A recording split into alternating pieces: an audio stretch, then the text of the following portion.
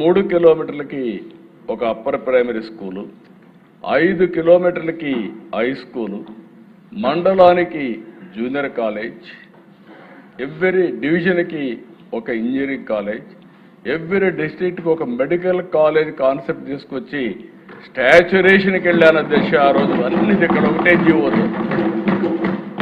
ఇది కాకుండా అదనంగా ఎన్ని కాలేజీలు వస్తే అన్ని కాలేజీలు చేయమని చెప్పి పెట్టాను అధ్యక్ష.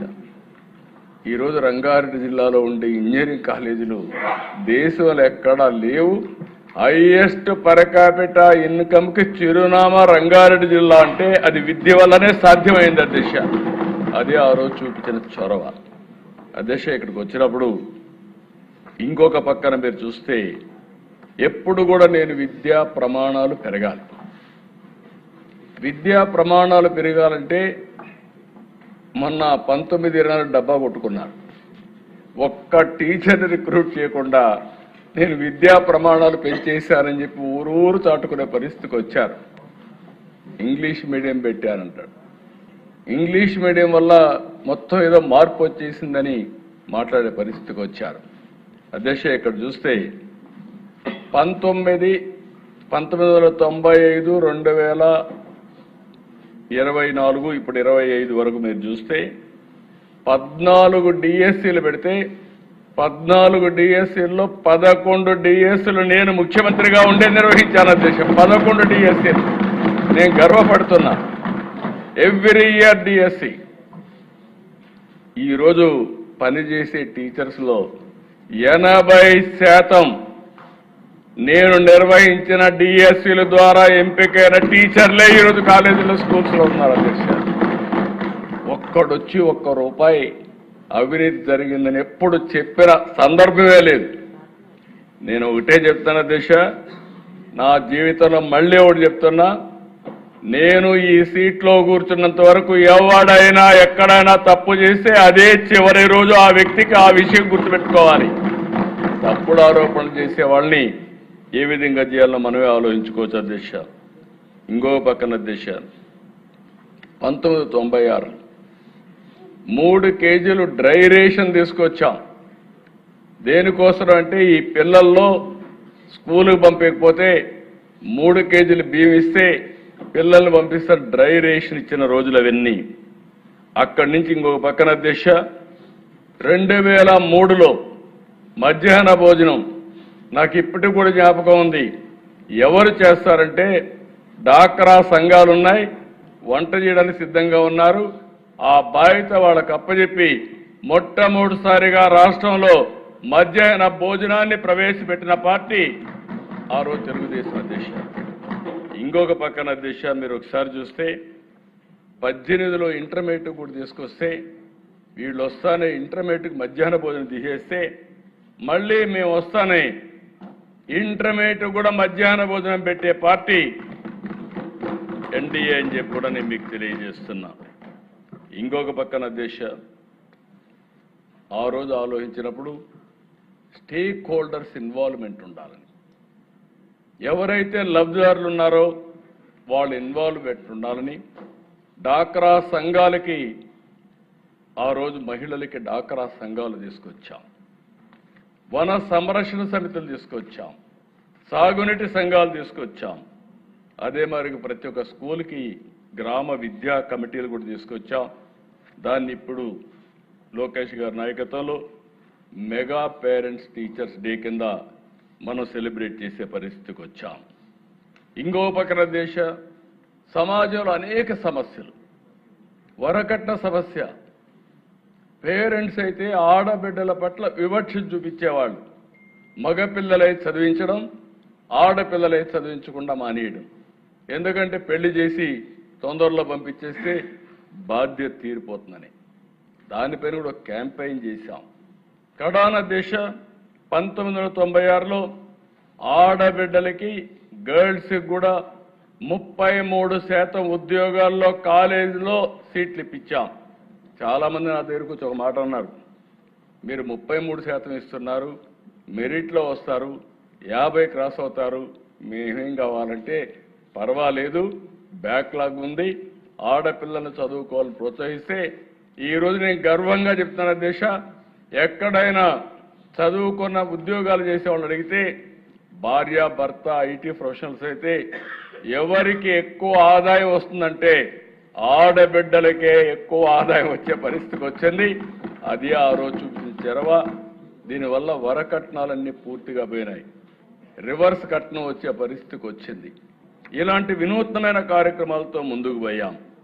ఇంకో పక్కన దిశ, నేను రాజకీయాల్లోకి వచ్చిన రోజులు మాకు బ్లాక్స్ ఉండేటి. ఇప్పుడు మండలాలు ఎన్టీ రామారావు గారు వచ్చిన తర్వాత పరిపాలనా సంస్కరణలో బ్లాక్స్ తీసుకొచ్చాడు. ఆ రోజు సమితిలు ఉండేటివి, ఆ రోజు జిల్లా పరిషత్ ఉండేది. ఆ రోజు చూస్తే అధ్యక్ష, ఎవరైనా జిల్లా పరిషత్ చైర్మన్ దగ్గరికి పొలం దగ్గరికి పోయి నన్ను ట్రాన్స్ఫర్ చేయమని అడిగితే ఇది చేస్తే ఆయన దగ్గర కాగితం ఉండేది కాదు, సిగరెట్ తాగే బ్యాక్ పేపర్ ఉండేది, దానిపైన ఆర్డర్ చేసి పంపించేవాడు. You can imagine. ఆ రోజు ఈ టీచర్స్ అంతా పంచాయతీరాజ్ టీచర్స్ జిల్లా పరిషత్ ఆధ్వర్యంలో ఉండేవాళ్ళు. జిల్లా పరిషత్ చైర్మన్లు, సమితి ప్రెసిడెంట్లు ఇష్టానుసారంగా వాళ్ళ ఇంటి దగ్గర పోయి పడిగాపులు కాసేవారు. అది చూస్తే నాకు అనిపించింది, చదువు చెప్పవలసిన టీచర్లు వేరే వాళ్ళ దగ్గర పోయి పడిగాపులు గాయడం ఏంటి? అందుకే ఫస్ట్ టైం అధ్యక్ష పర్ఫార్మెన్స్ అప్రైజల్ చేసి కౌన్సిలింగ్ విధానం తీసుకొచ్చి ఏ రాజకీయ నాయకుడి దగ్గరికి టీచర్ వచ్చే పని లేకుండా నేరుగా వాళ్ళ పనితనం పైన ట్రాన్స్ఫర్స్ తీసుకొచ్చాం. దీని నెక్స్ట్ లెవెల్కి ప్రస్తుత విద్యాశాఖ మంత్రి ఒక యాక్టే తీసుకొచ్చాడు. ఎందుకంటే అక్కడక్కడ వైలేషన్స్ అవుతున్నాయి, వీళ్ళు వైలేషన్ చేస్తే దాన్ని కూడా తీసుకొచ్చారని చెప్పి కూడా నేను మీకు తెలియజేస్తున్నా. ఇంకో పక్కన అధ్యక్ష, ఈరోజు మీరు ఒకసారి చూస్తే ఇవన్నీ కూడా ఈరోజు చేసిన నిర్ణయాలు కాదు అధ్యక్ష. గడిచిన 30 సంవత్సరాలుగా అనేక విధాలుగా అనేక ట్రాన్స్ఫర్మేషన్ తీసుకొచ్చాం. రెసిడెన్షియల్ స్కూల్స్ నాకు బాగా జ్ఞాపకం ఉంది. ఎందుకంటే పిల్లలు చదువుకోవాలి. కొన్నిసార్లు అయితే నన్ను వ్యతిరేకించిన సందర్భాలు కూడా ఉన్నాయి. ఈరోజు రెసిడెన్షియల్ స్కూల్స్లో ఎస్సీ ఎస్టీ పిల్లలకు బాగా చదువు చెప్తే ఐఐటి పోయే పరిస్థితికి వచ్చారు. దాన్ని మళ్ళీ డెడికేటెడ్ స్కూల్స్ పెట్టే పరిస్థితికి వచ్చాం. నా ఆలోచన ఈరోజు 5 లక్షల మంది ఎస్సీ ఎస్టీ బీసీ పిల్లలు ఉన్నారు.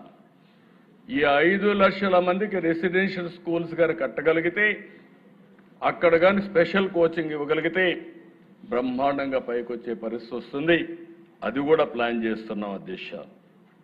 ఇంకొక పక్కన అధ్యక్ష, మీరు ఒకసారి చూస్తే ఈరోజు గడిచిన ప్రభుత్వం 19-24 10-12 లక్షల మంది పిల్లలు ప్రభుత్వ స్కూల్స్కి రావడం మానేశారు, బడికే మానేసే పరిస్థితికి వచ్చారు. మేము ఆ రోజు ఒక హామీ ఇచ్చాం, ఎంతమంది పిల్లలుంటే అంతమందికి తల్లికి వందనం కింద 15,000 వేస్తామని చెప్పి మాట నిలబెట్టుకున్న ప్రభుత్వం ఎన్డీఏ ప్రభుత్వం అధ్యక్ష. దీనివల్ల మీరు చూసినప్పుడు ప్రైవేట్ స్కూల్ సుప్రీంకోర్టు ఆదేశాలతో, ఇంకొక పక్క మీరు చూస్తే ఏదైనా ప్రైవేట్ స్కూల్స్లో కూడా first class admissions government recommendation, government దీనికి ఇవ్వాలి, కోటా కింద ఇవ్వాలని చెప్పి పెట్టారు. ఈరోజు అది ఉన్నప్పటికీ చరిత్రలో మొట్టమొదటిసారిగా ఎప్పుడు కూడా ప్రైవేట్ స్కూల్ పోయే పిల్లలు మొట్టమొదటిసారిగా విద్యా ప్రమాణాలు బాగున్నాయి కాబట్టి 1 లక్ష మంది పిల్లలు ప్రైవేట్ స్కూల్ నుంచి గవర్నమెంట్ స్కూల్స్కి వచ్చారంటే అది ఒక చరిత్ర. ఇది ఓవర్ నైట్ అయిపోలేదు దిశ. ఇవన్నీ కూడా ఒక నమ్మకం, ఒక ప్రొసీజర్ అయినాయి. ఇక్కడికి వస్తే దిశ ఈరోజు డిఎస్సి, నేను ఒకటే చెప్తున్నా, మాట్లాడే వ్యక్తులకి మీకైనా విశ్వసనీయత ఉండాలి, మీరు చెప్పే విషయాలకైనా సమాచారం ఉండాలి, వాస్తవం ఉండాలి. ట్రూత్ లేకుండా ఏదో గుడ్డగాల్చి వేరే వాళ్ళపైన వేస్తానో బుర్ర జల్తానో అంటుకుంటుందనే పరిస్థితికి వచ్చారు. నేను ఎన్నికల ముందు చెప్పాను, ఊరూరులో చెప్పాను.